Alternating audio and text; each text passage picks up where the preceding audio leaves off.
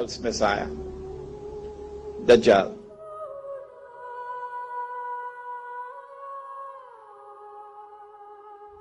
And so they're waiting for the Messiah to come. What they did not know, and you and I know, is that this was indeed Al-Masih. And when they thought that he was dead, that they had crucified him, no, he was not crucified. Allah made it appear unto them that he was crucified, and Allah raised him unto himself. So he did not experience something called maut. And since every soul must taste maut, who said so? Every soul must taste maut. Who said so? Yes, the Quran.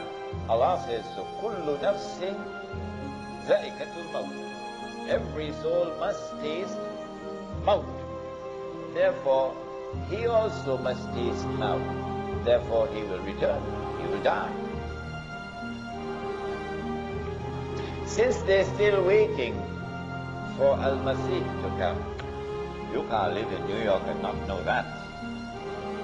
They're still waiting for Al-Masih to come. And they had boasted of how they killed this one. The Prophet Muhammad ﷺ informed us that Allah will send in the last age this being created by Allah, who will impersonate Al-Masih and who will convince them that he is delivering the return of the golden age. He will deceive them, however, because he would not be the true Messiah.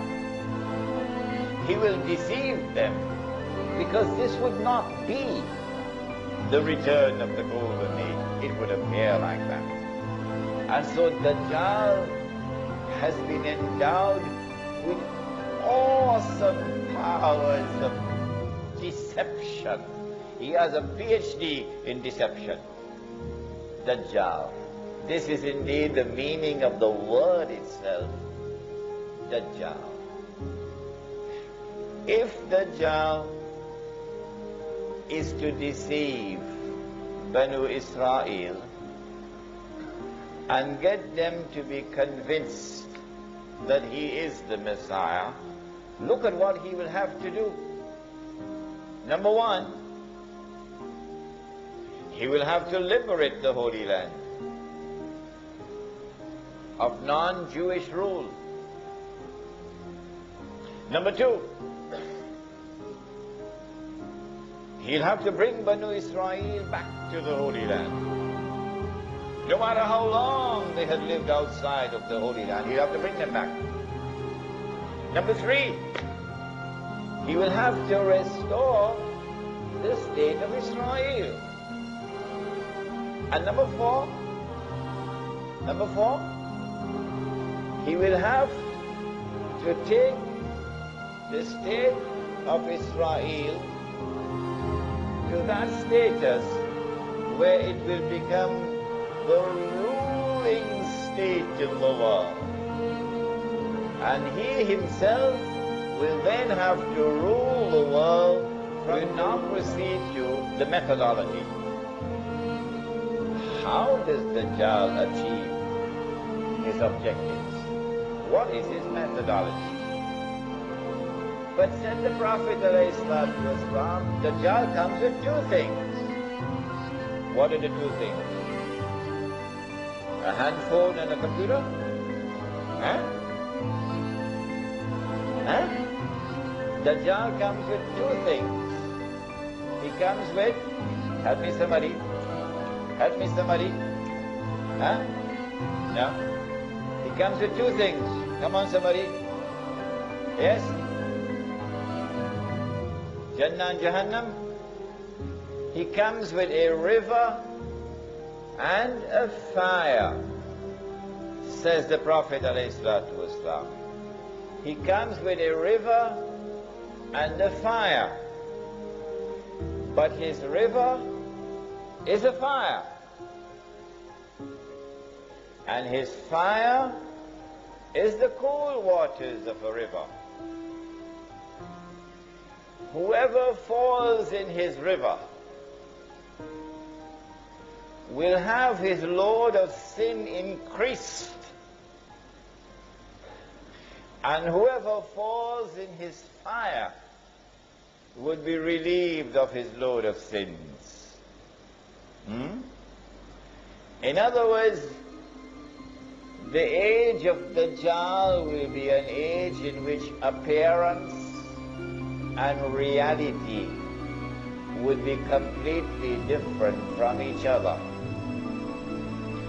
If judgment is based only on external observation, then judgment will be based on external appearance. But the internal reality is different. And so judgment would be wrong. And this is why Surah Al-Kahf has given us the story of, come on somebody, of Musa alayhi salam and Khidr alayhi salam.